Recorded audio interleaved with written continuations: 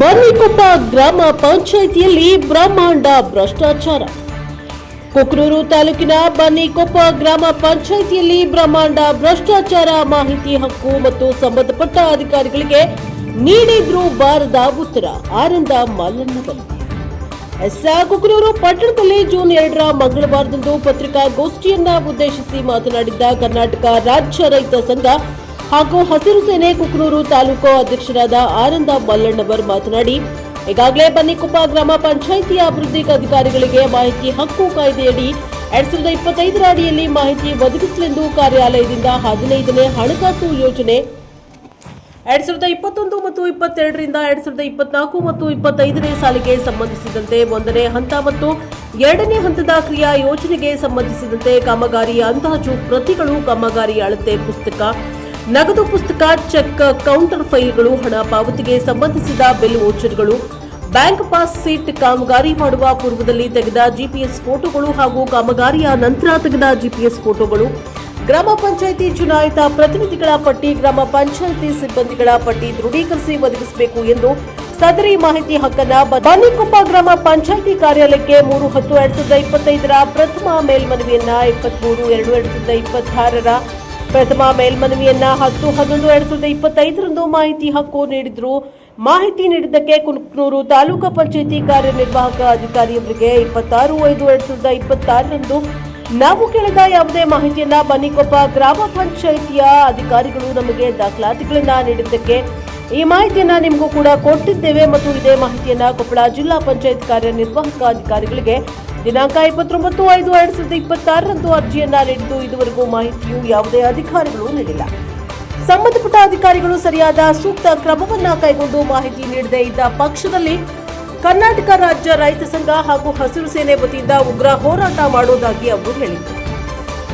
ಈ ಸಂದರ್ಭದಲ್ಲಿ ರುದ್ರಪ್ಪ ತಳವಾರ್ ಗ್ರಾಮ ಘಟಕ ಅಧ್ಯಕ್ಷರು ಗೌಸು ಸಾಬ್ ಸೋಂಪೂರ್, ಗ್ರಾಮ ಘಟಕ ಕಾರ್ಯದರ್ಶಿ ಮೌಲಾ ಹುಸೇನ್ ಹಿರೇಮನಿ, ಗ್ರಾಮ ಘಟಕ ಪ್ರಧಾನ ಕಾರ್ಯದರ್ಶಿ ಬಸವರಾಜ್ ಗಾಣಗೇರ್, ಗ್ರಾಮ ಘಟಕ ಸದಸ್ಯರು ಇತರರು ಹಾಜರಿದ್ದರು. ಬ್ಯೂರೋ ರಿಪೋರ್ಟ್ ಚೆನ್ನಯ್ಯ ಹಿರೇಮಠ್, ಪ್ರಶಾಪ ಟಿವಿ, ಕುಕ್ನೂರು. ಕರ್ನಾಟಕ ರಾಜ್ಯ ರೈತ ಸಂಘ ಹಾಗೂ ಹಸಿರು ಸೇನೆ ತಾಲೂಕು ಅಧ್ಯಕ್ಷರು ಆನಂದ್ ಮಲ್ಲಣ್ಣವರು, ಮಳೆಕೊಪ್ಪ, ಕುಕ್ನೂರು ತಾಲೂಕು, ಬನ್ನಿಕೊಪ್ಪ ಗ್ರಾಮ ಪಂಚಾಯಿತಿ ವ್ಯಾಪ್ತಿಯಲ್ಲಿ ಬರತಕ್ಕಂಥ ಹಳ್ಳಿ. ನಾವು ಬನ್ನಿಕೊಪ್ಪ ಗ್ರಾಮ ಪಂಚಾಯಿತಿಯ ಬ್ರಹ್ಮಾಂಡ ಭ್ರಷ್ಟಾಚಾರದ ಬಗ್ಗೆ ನಾವು ಇಲ್ಲಿ ಮಾಧ್ಯಮದ ಮುಖಾಂತರ ನಾವು ಯಾವ ಕಾರಣಕ್ಕಾಗಿ ಏನು ಅಂತ ವಿವರವಾಗಿ ಹೇಳ್ತೇವೆ. ಮಾಹಿತಿ ಹಕ್ಕಿನಡಿಯಲ್ಲಿ ನಾವು ಮನವಿಯನ್ನು ಕೊಟ್ಟಿದ್ದೆವು. ಅದಕ್ಕೆ ನಮಗೆ ಮಾಹಿತಿ ಹಕ್ಕಿನಲ್ಲಿ ನಮಗೆ ಯಾವುದೋ ದಾಖಲಾತಿಗಳನ್ನು ಒದಗಿಸಿಲ್ಲ. ಪ್ರಥಮ ಮೇಲ್ಮನವಿ PDO ಅವರಿಗೆ ಕೂಡ ನಾವು ಪ್ರಥಮ ಮೇಲ್ಮನವಿಯನ್ನು ಕೊಟ್ವಿ, ಅದಕ್ಕೂ ಕೂಡ ನಮಗೆ ದಾಖಲಾತಿಗಳನ್ನು ಕೊಡಲಿಲ್ಲ. ಹಾಗೂ ಸಂಬಂಧಪಟ್ಟಂಥ ಅಧಿಕಾರಿಗಳು EO ಅವರಿಗೆ ಒಂದು ಮನವಿಯನ್ನು ಕೊಟ್ಟಿದ್ದು, ಅದಕ್ಕೂ ಕೂಡ ನಮಗೆ ಸ್ಪಂದನೆ ದೊರಕಲಿಲ್ಲ. ಇದಕ್ಕಿಂತ ಸಂಬಂಧಪಟ್ಟಂಥ ಅಧಿಕಾರಿಗಳು ಅಂತೇಳಿ ಮೇಲಧಿಕಾರಿಗಳಿಗೆ CS ಅವರಿಗೂ ಕೂಡ ನಾವೊಂದು ಮನವಿಯನ್ನು ಕೊಟ್ಟು ಬಂದಿದ್ದೇವೆ. ಅದು ಕೂಡ ನಮ್ಮ ಹತ್ರ ದಾಖಲಾತಿಗಳಿದೆ. ಹೀಗಾಗಿ 15 ಫೈನಾನ್ಸ್ನಲ್ಲಿ ಬ್ರಹ್ಮಾಂಡ ಭ್ರಷ್ಟಾಚಾರ ಕೂಡ ಆಗಿದೆ ಅಂತ ಮೇಲ್ನೋಟಕ್ಕೆ ಕಂಡು ಬಂದಿರುತ್ತದೆ.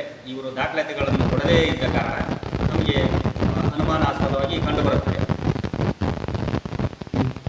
ಈಗ ಮುಂದೆ ಏನು ಮಾಡ್ಬೇಕಂತ ಈ ಮಾಧ್ಯಮದ ಮುಖಾಂತರ ನಮಗೆ ದಾಖಲಾತಿಗಳನ್ನು ಒದಗಿಸ್ತಾರ ಅನ್ನೋ ಒಂದು ಭರವಸೆಯಿಂದ ನಾವು ಮಾಧ್ಯಮದ ಮುಖಾಂತರ ಅವರಿಗೆ ಎಚ್ಚರಿಕೆಯನ್ನು ಕೊಡ್ತಾ ಇದ್ದೇವೆ. ಇದಕ್ಕೂ ಕೂಡ ನಮಗೆ ದಾಖಲಾತಿಗಳನ್ನು ಕೊಡದೇ ಇದ್ದರೆ ನಾವು ಮುಂದಿನ ದಿನಮಾನಗಳಲ್ಲಿ ನಮ್ಮ ರೈತ ಸಂಘದಿಂದ ನಾವು ಉಗ್ರ ಹೋರಾಟ ಮಾಡ್ತೀವಿ ಗ್ರಾಮ ಪಂಚಾಯತಿ ಮುಂದೆ ಅಂತ ತಿಳ್ಕೊಂಡು ನಾವು ಈ ವಿಷಯವಾಗಿ ತಿಳಿಸ್ತೇವೆ.